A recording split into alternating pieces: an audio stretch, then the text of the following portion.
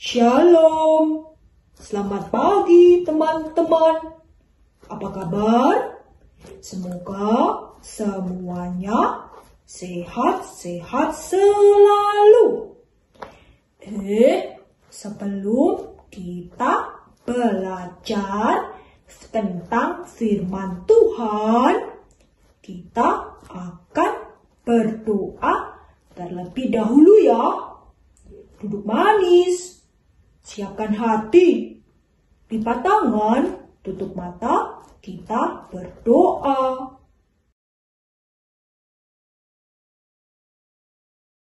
Bapa di sorga, kami bersyukur pada pagi hari ini buat segala kebaikan dan berkat-Mu dalam kehidupan kami.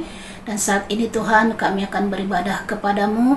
Tuhan, Engkau memberkati setiap anak-anak, memberikan mereka roh ketentraman dan senantiasa hati yang haus dan rindu untuk memuji menyembah Tuhan. Terima kasih Tuhan, pimpin ibadah kami ini dari awal pertengahan hingga selesai. Biarlah Tuhan nama-Mu dipermuliakan, nama-Mu ditinggikan di dalam ibadah kami ini. Dalam nama Tuhan Yesus kami berdoa dan mengucap syukur. Amin. Salomo adalah raja ketiga bangsa Israel. Dia menggantikan ayahnya yaitu Raja Daud. Tuhan mengasihi dan memberkati Salomo. Selama Salomo menjadi raja, bangsa Israel menjadi bangsa yang makmur.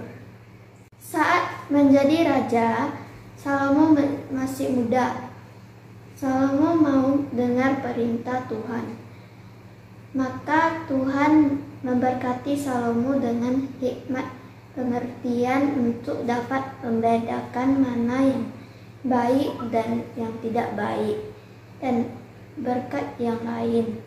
Salomo terpilih untuk mendirikan rumah Tuhan, sesuai janji Tuhan kepada Daud, ayah Salomo. Akan tetapi sayang di akhir hidupnya, sikap Salomo berubah menjadi tidak taat lagi kepada Tuhan. Teman-teman, mari kita belajar sebuah lagu mengenai Raja Salomo. Adik-adik, hari ini kakak mau cerita mengenai Salomo.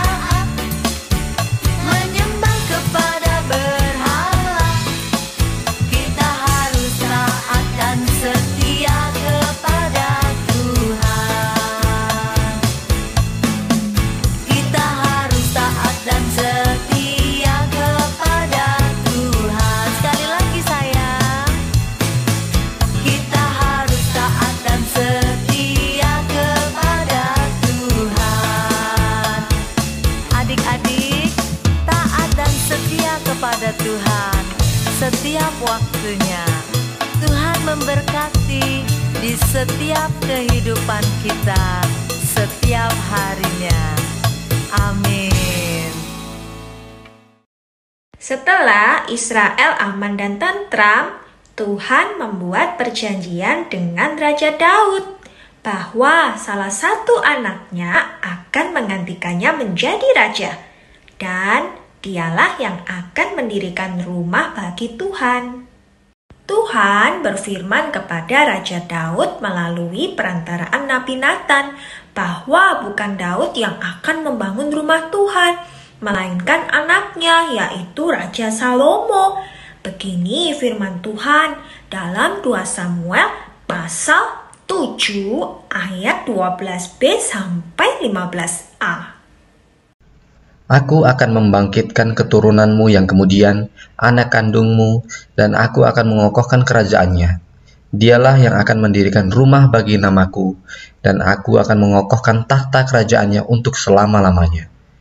Aku akan menjadi bapanya, dan ia akan menjadi anakku.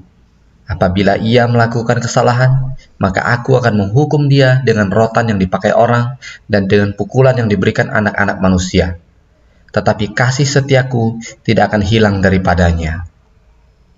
Adik-adik sekolah minggu, siapa yang tahu nama anak dari Raja Daud yang akan menjadi raja setelah Raja Daud tua? Aku tahu. Namanya Salomo. Benar, pasti Kim rajin ikut sekolah minggu. Adik-adik harus tetap rajin ikut sekolah minggu ya. Jadi setiap minggu pagi adik-adik tidak boleh bangun kesiangan. Harus sudah mandi, kemudian segera makan. Terus teng-teng jam 9:15 duduk yang manis. Siapkan hati dan semangat untuk beribadah online. Kita lanjut ya ceritanya. Raja Daud yakin dan percaya bahwa janji Tuhan pasti digenapi dalam hidupnya. Seperti ada tertulis dalam Mazmur pasal 12 ayat 7a. Janji Tuhan adalah janji yang murni. Dan juga dalam 2 Petrus pasal 3 ayat 9a. Tuhan tidak lalai menepati janjinya. Nah, adik-adik, sebagai anak Tuhan juga harus yakin dan percaya bahwa janji Tuhan akan terjadi di hidup kita. Asal tetap setia dan taat melakukan firman Tuhan. Ketika Raja Daud sudah tua, akhirnya Salomo menjadi raja menggantikannya. Tuhan dan Raja Daud mengingatkan Salomo agar ia tetap taat perintah Tuhan dan hidup menurut jalan yang ditunjukkan Tuhan dengan setia, dengan segenap hati, dan dengan segenap jiwa. Sebagai anak yang mau dengar dan taat nasihat Tuhan dan orang tua, Salomo diberkati Tuhan. Kini bangsa Israel makmur dan ada damai sejahtera di tengah bangsa itu. Tidak ada lagi peperangan. Lalu Raja Salomo berpikir untuk memulai pembangunan rumah bagi Tuhan.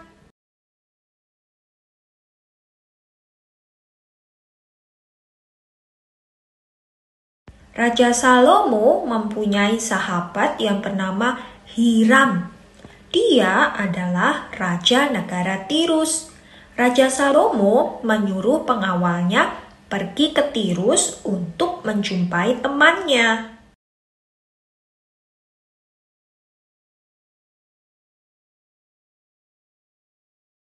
Ia meminta bantuan temannya dalam mempersiapkan bahan yang dibutuhkan untuk pembangunan rumah Tuhan. Raja Hiram, sahabat Raja Salomo, mau membantunya. Raja Hiram mengirimkan pekerja dan juga menyediakan kayu yang terbaik. yaitu kayu aras dan kayu sanobar. Kemudian Raja Salomo mengumpulkan banyak orang ahli untuk mulai membangun rumah Tuhan. Raja Salomo memerintahkan agar mereka juga menggunakan batu pahat yang mahal sebagai dasar rumah Tuhan. Dan inilah jumlah pekerja Raja Salomo. 30.000 orang rodi, 70.000 kuli, 80.000 tukang pahat, 3.300 mandor kepala. Wah, banyak ya.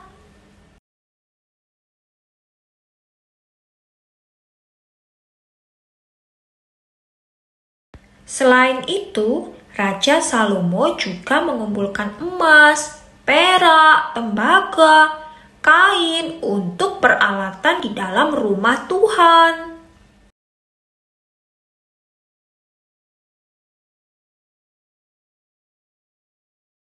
Akhirnya, rumah Tuhan selesai dibangun oleh Raja Salomo selama 7 tahun.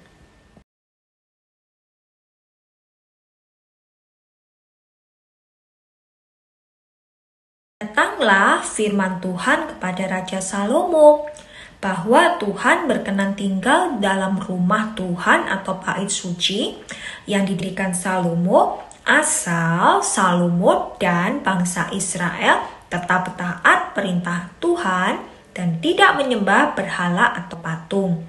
Demikianlah firman Tuhan. Mengenai rumah yang sedang kau dirikan ini, jika engkau hidup menurut segala ketetapanku dan melakukan segala peraturanku dan tetap mengikuti segala perintahku dan tidak menyimpang daripadanya, maka aku akan menepati janjiku kepadamu yang telah kufirmankan kepada Daud ayahmu, yakni bahwa aku akan diam di tengah-tengah orang Israel dan tidak hendak meninggalkan umatku Israel. Setelah rumah Tuhan atau bait Allah selesai dibangun, Raja Salomo memberikan perintah agar tabut Tuhan, kemah pertemuan, dan segala barang kudus diangkut dari Sion menuju Yerusalem.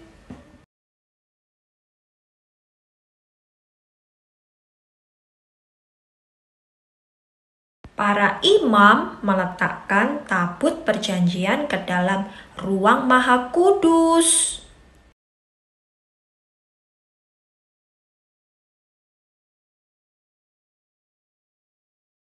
Ketika para imam keluar dari tempat kudus, datanglah awan memenuhi rumah Tuhan, dan kemuliaan Tuhan memenuhi rumah Tuhan. Kemudian berdirilah Raja Salomo di depan mezbah Tuhan, menadahkan tangannya dan berdoa agar Tuhan menyertai bangsa Israel.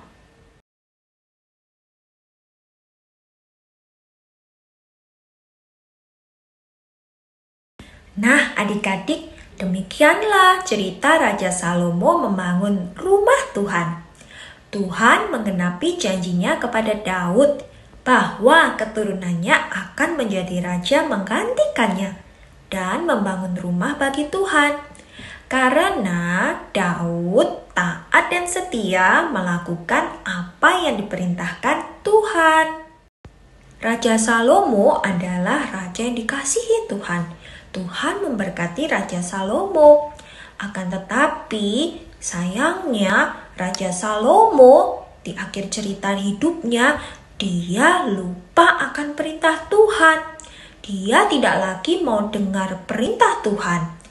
Padahal Tuhan sudah melarang Salomo untuk menikah dengan perempuan dari bangsa Moab, Amon, Sidon, dan Het, karena bangsa itu menyembah berhala atau patung. Tapi Salomo tetap menikah dengan perempuan dari bangsa itu. Sehingga akhirnya Salomo ikut-ikutan menyembah patung. Dan Tuhan menghukum Salomo. Tuhan mengoyakkan kerajaan Salomo. Adik-adik, belajar ya. Agar dalam segala situasi, terlebih jika kita diberkati, harus mengucap syukur. Dan tetap hidup taat dan setia kepada Tuhan. Ayat hafalan kita minggu ini terambil dari kitab Yehezkiel pasal 20 ayat 19. Akulah Tuhan Allahmu, hiduplah menurut ketetapan-ketetapanku, dan lakukan peraturan-peraturanku dengan setia. Adik-adik, kiranya Tuhan memberkati kita dengan hati yang taat dan setia kepadanya. Adik-adik, mari kita berdoa. Terima kasih Tuhan Yesus, kami bersyukur kepadamu.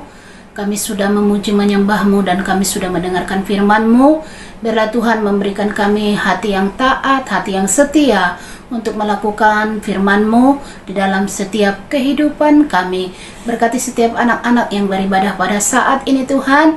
Biarlah Engkau Tuhan Yesus terus melindungi menyertai mereka, memberkati tumbuh kembang mereka, pendidikan mereka, dimanapun mereka berada. Penyertaan Tuhan ada bagi setiap anak-anak-Mu. Terpujilah Engkau Tuhan Yesus, mulailah nama-Mu. Engkaulah Allah kami yang kami sembah untuk selama-lamanya. Adik-adik, mari kita sama-sama mengucapkan doa yang diajarkan Tuhan Yesus kepada kita. Bapa kami yang di sorga, dikuduskanlah nama-Mu, datanglah kerajaan-Mu, jadilah kehendak-Mu di bumi seperti di sorga. Berilah kami pada hari ini makanan kami yang secukupnya, dan ampunilah kesalahan kami seperti kami mengampuni orang yang bersalah kepada kami. Dan janganlah membawa kami ke dalam pencobaan, tetapi lepaskanlah kami daripada yang jahat, karena Engkaulah yang punya kerajaan dan kuasa dan kemuliaan sampai selama-lamanya. Amin. Teman-teman, bagi yang rindu memberikan persembahan, dapat ditransfer ke rekening BCA 864512718. Terima kasih. Tuhan Yesus memberkati. Sampai jumpa minggu depan. Tuhan Yesus memberkati kita semua.